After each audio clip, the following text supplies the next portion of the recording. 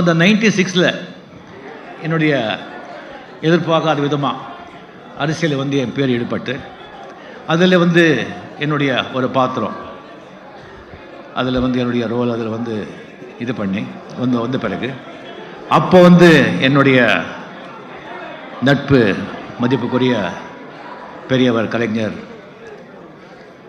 நான் மிகவும் போற்றும் டாக்டர் கலைஞர் அவர்கள், மூப்பனார் அவர்கள், என்னுடைய அருமை நண்பர் சோ சார் அவர்கள், அவர் கூட எல்லாமே நான் வந்து பேசி பழகினதில் வந்து ஒருவேளை நான் வந்து அரசியலுக்கு வந்தா அப்படி வந்து அரசியலுக்கு வர மாதிரி என் தலையில் வந்து எழுதியிருந்தா நான் எந்த மாதிரி ஒரு அரசியல் திட்டத்தை கொண்டு ஜனங்க முன்னாலே போகணும் அப்படின்னு சொல்லிட்டு அப்போலேருந்து நான் வந்து அரசியலை வந்து தீவிரமாக நான் கவனிக்க ஆரம்பித்தேன்.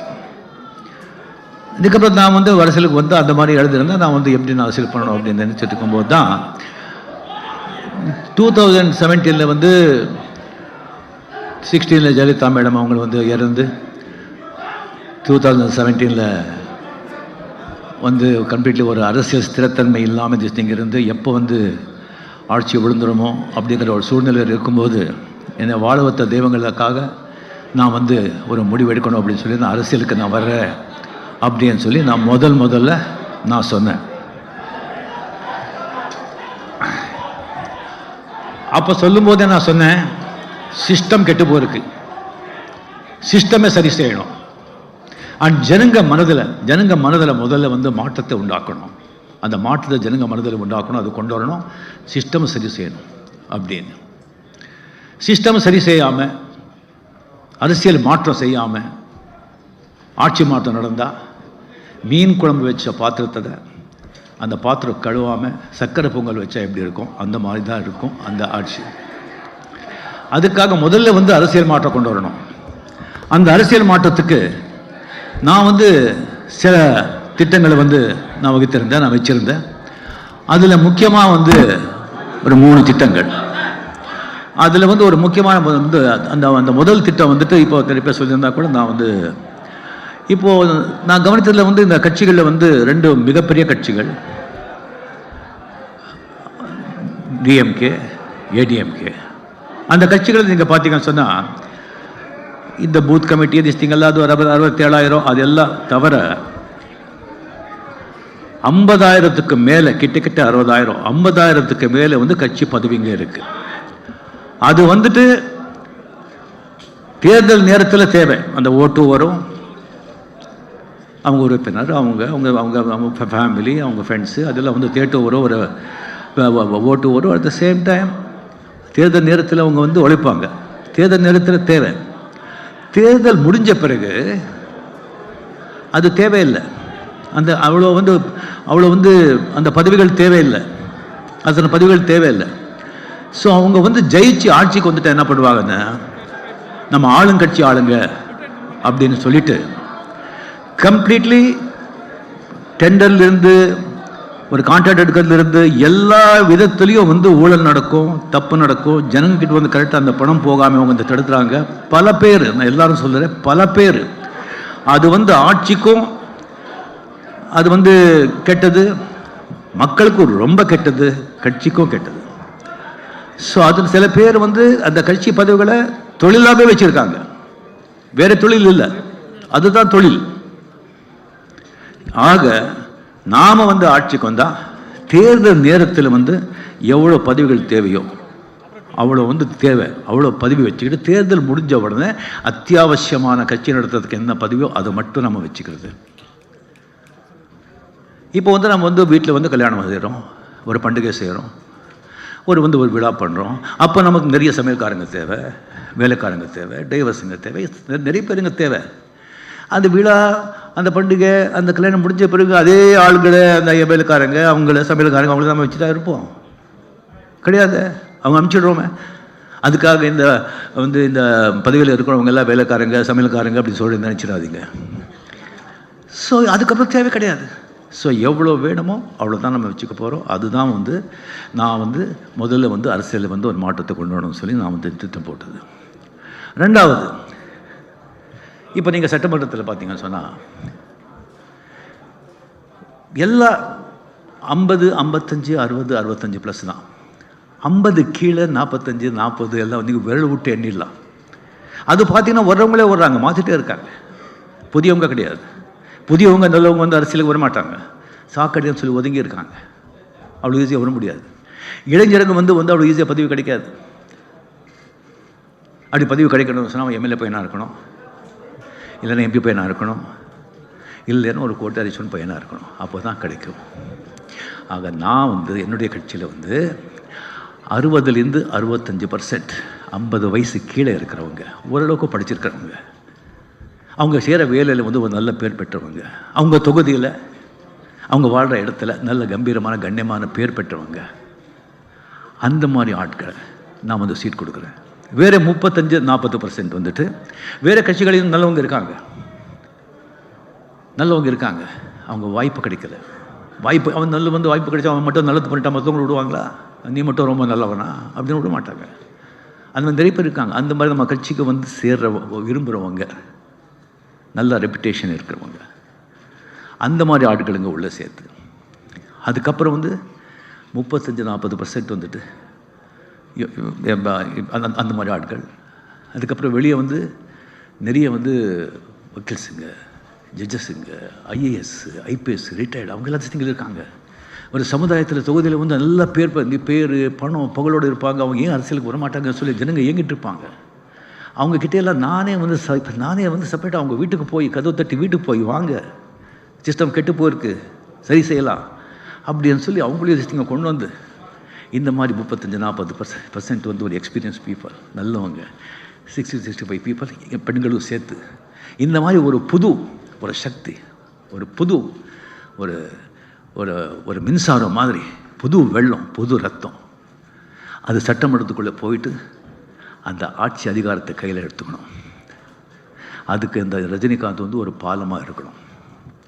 நான் 45 வருஷம் இந்த சினிமா இண்டஸ்ட்ரியில் வந்து நான் உழைச்சதில் வந்து கிடைச்ச பேர், புகழ், ஒரு நல்ல அன்பு, ஒரு நல்ல நம்பிக்கை இதுக்கு உதவும் அப்படின்னு சொல்லி நான் நம்புகிறேன்.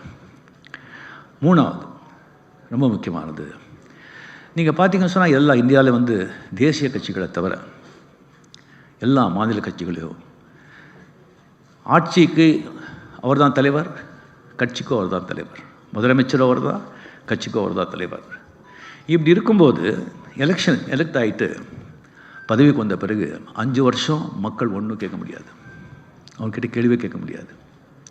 சரி, கட்சியில் வந்து நம்ம கேட்கலாம் அப்படின்னு சொன்னால் யாராவது கேட்டால் அவனை தூக்கி எறிஞ்சிருவாங்க, கிட்ட சேர்க்க மாட்டாங்க, இல்லைன்னா கட்சியிலேருந்து நீக்கிடுவாங்க. ஏன்னா கட்சி தலைவர் அவங்க தானே.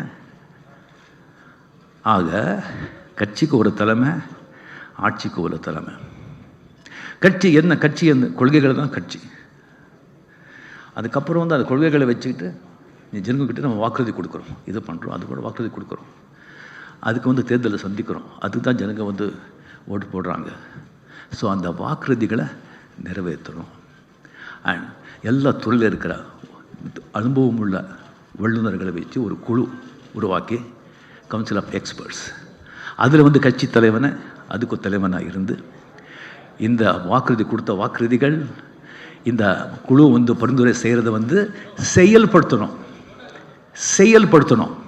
அதுதான் ஆட்சியில் இருக்கவங்க வேலை. ஆக்சுவலாக பார்த்தீங்கன்னா அது ஒரு சிஇஓ போஸ்ட். அது இது வந்து இது பண்ணும்போது சரி, இப்போ நான் அதை ரஜினிகாந்த் இதில் வந்து ஆட்சி தலைவரா இல்லை கட்சி தலைவரா அப்படின்னு சொல்லி வரும்போது எனக்கு வந்து இந்த சிஎம் போஸ்ட்டை நான் வந்து எப்பவும் நினச்சதே கிடையாது. அந்த சிஎம்ஐ நினச்சி பார்க்கவே முடியாது. என்னால் அசம்பிளியில் உட்காந்துட்டு அவங்க வந்து பேசுகிறது என்னால் நினச்சி கூட என்னால் பார்க்க முடியாது. அது ரத்தத்துலேயே வரல, எனக்கு தெரியாது. அது 96 உங்களுக்கு தெரியும். எவ்வளோ கேட்டாங்க, பிஎம்எல் 2 வாட்டி கூப்பிட்டு, இவங்களை கூப்பிட்டு இல்லைங்க மூப்பனார், சிதம்பரம், நரசிம்மரா, பிஎம்எல், இது ஒரு சான்ஸு, திராவிட கட்சிகள் இது பண்ணுறதுக்கு ஒரு சான்ஸு, நீங்கள் வாங்க, நாம் பண்ணுறோம். நோ சாரி, சாரி, இப்போவுமே எனக்கு வந்து ஃபேசிஸ்ட்னு சொல்லுவாங்க. ஒரு வாட்டி முடிவு பண்ணிவிட்டு அவ்வளோதான். இல்லை, அது என்ன மைண்டுக்கு போகல. ஸோ இல்லை, இதில் நான் கட்சி தலைவனாக இருப்பேன். அது கட்சி தலைவனாக இருந்து அங்கே வந்து ஒரு நல்ல தேர்தல் யாரும் திடீர்னு சொல்லி யாரும் புதுசாக இங்கே வந்து உட்கார வச்சுட போகிறோம், வேறு ஸ்டேட்டு தான் கொண்டு வந்து உட்கார வச்சு போகிறோம். நம்ம தேர்தலில் வேட்பாளர் தேர்ந்தெடுக்கிறோம்ல, அப்போ தெரிஞ்சிடாது ஒவ்வொருத்தருடைய அர்த்தத்தை என்னன்னு ஜனங்களுக்கு தெரிஞ்சிடாது. அதில் வந்து ஒரு நல்ல இளைஞனா, படித்தவனா, நல்ல சிந்தனை உள்ளவனா, தொலைநோக்கு பார்வை உள்ளவனா, அன்பு கொண்டவனா, பாசம் கொண்டவனா, தன்மானம் உள்ளவனா, அவனை வந்து அங்கே உட்கார வைப்போம்.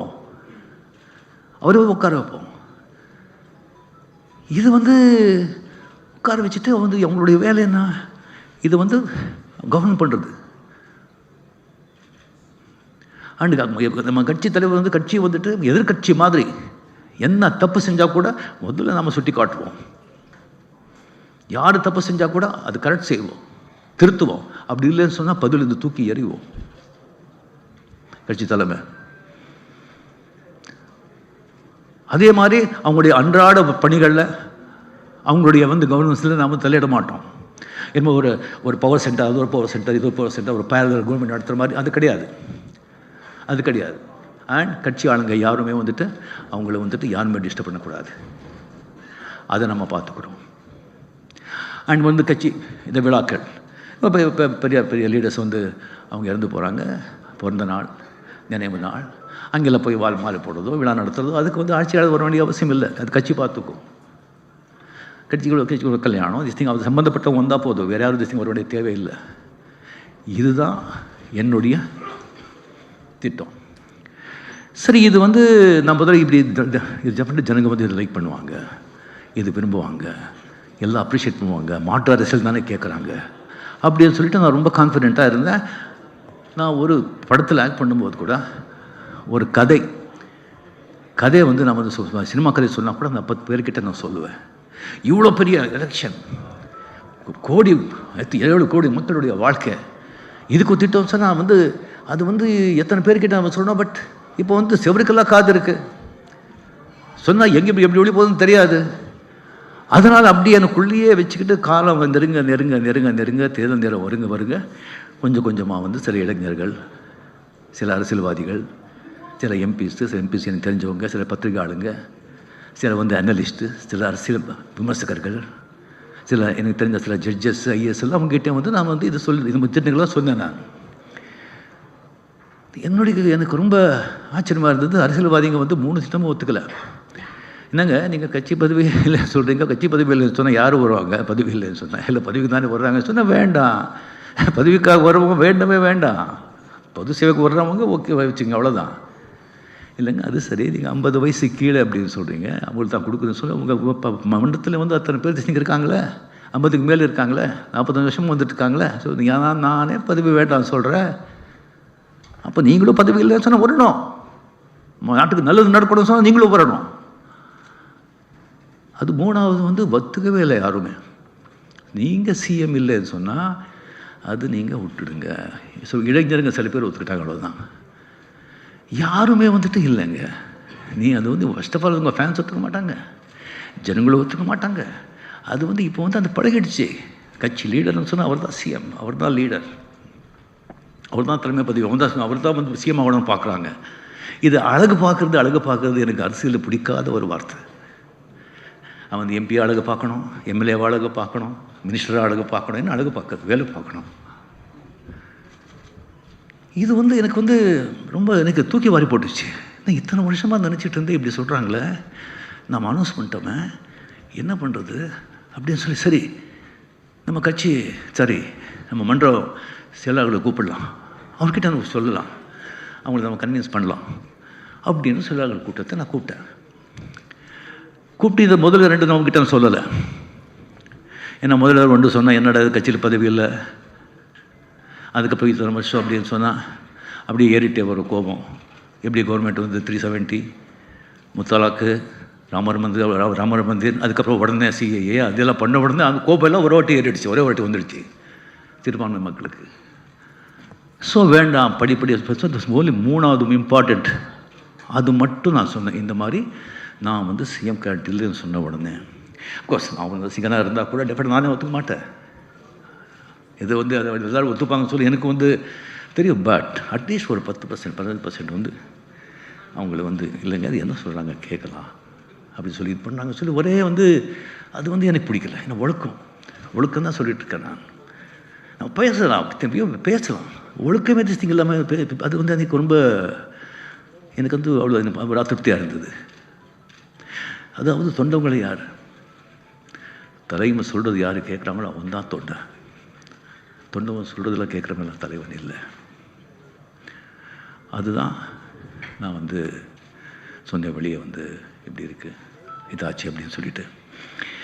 இப்போது நான் வந்து என்னமோ இந்த முதலமைச்சர் பதவி வேண்டாங்கிறது ஏதோ ஒரு கம்ப்ளீட்டாக ஏதோ பேர் தியாகம் பண்ணுற மாதிரி, பெரிய தியாகி மாதிரி, இது ஒரு பொலிட்டிக்கல் ஸ்டண்ட்டு அப்படி பண்ணாங்க. சில பேர் நினைக்கலாம். நான் இப்போ சொல்கிறது இல்லைங்க. 2017 31 டிசம்பர் அன்றைக்கே நான் வந்து சொல்லியிருக்கேன். அது கொஞ்சம் போடுங்க, இந்த டிப்ஸ் போடுங்க.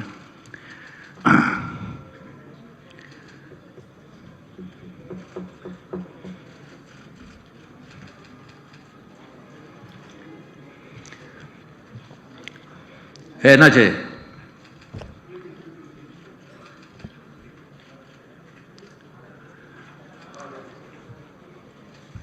அரசியலுக்கு பணத்துக்கோ பேருக்கோ புகழுக்கோ நான் வருவது கிடையாது. அது நீங்க வந்து நான் கனவுல கூட நடத்த அளவுக்கு 1000 மடங்கு கொடுத்துட்டீங்க.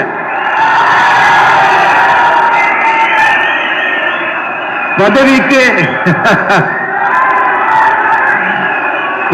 எனக்கு ஆசை இருந்தா 1996 அந்த நாற்காலியில் தேடி வந்தது.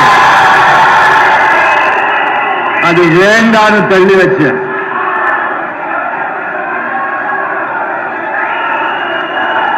நாற்பத்தஞ்சு வயசுலயே எனக்கு அந்த பதவி ஆசை இல்லை. 68 வயசுல அந்த பதவி ஆசை எனக்கு வருமா? அப்படி வந்தா நான் பைத்தியக்காரன் இல்லையா? நான் ஆன்மீகவாதியை சொல்றதுக்கு தகுதியற்றவனா? பதவிக்காக இல்லை. நான் அரசியலுக்கு பணத்துக்கோ பேருக்கோ புகழுக்கோ நான் வருவது கிடையாது.